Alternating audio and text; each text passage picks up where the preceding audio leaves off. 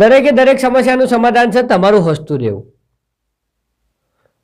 ગમે તેવી મુશ્કેલી આવી જાય, ગમે તેવી ખરાબ પરિસ્થિતિ આવી જાય, જરાય ગભરાવાનું નહીં, જરાય એમ પાછું પડવાનું નહીં.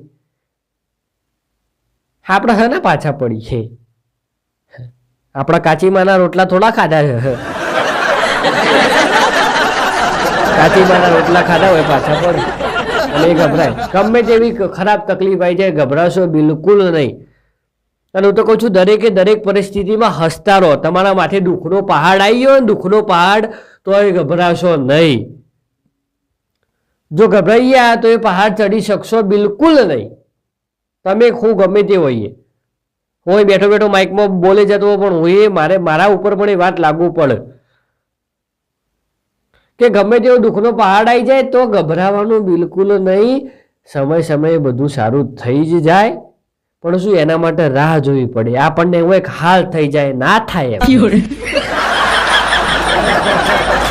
એમ તો થઈ જતો શું જોઉં છું, પણ એનો સમય આવે, એનો ટાઈમ આવશે એટલે ઓટોમેટિક થઈ જશે. પણ હાલ આપણે શું એ વસ્તુ ઉપર સ્ટેબલ રહેવાનું છે, એ વસ્તુ ઉપર કંટ્રોલ રાખવાનું છે ને એ વસ્તુ ઉપર આપણે એ વસ્તુને કરી બતાવવાનું. લોકો દુઃખ આવે એટલે ગભરાઈ જાય કે હવે શું થશે. કઈ નહીં થાય લે, કઈ થયું છે આપણા ટાઈમે હવે થશે. અને એક વાત યાદ રાખવાની, આપણે કોઈનું ખોટું કર્યું નથી તો આપણું ખોટું થશે નહીં.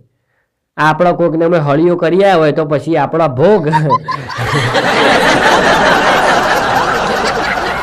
બાકી તમે કોઈનું ખોટું કર્યું હશે તો તમારું ખોટું થવાનું જ હશે. બાકી તમે કોઈનું ખોટું નહીં કર્યું હોય તો તમારા જોડે ખોટું નહીં થાય. આ નિયમ છે કુદરતનો. પણ અમુક વખત કુદરતનો નિયમ એ પાછા ખાતો હોય છે, અમુક વખત કુદરતનો નિયમ એ પણ થાપ ખાઈ જતો હોય.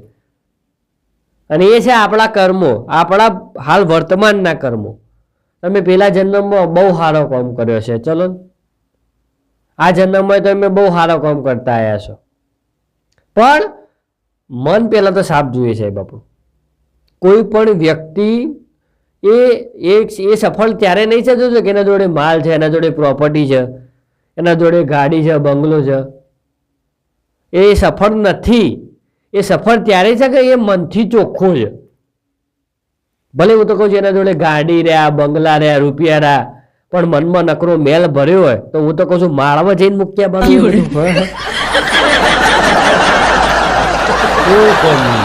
તમારી જોડે કરોડો અરબો રૂપિયા હોય અને તમને કોઈ બોલાવત નહીં, એવું અત્યારે બનતું નહીં. પણ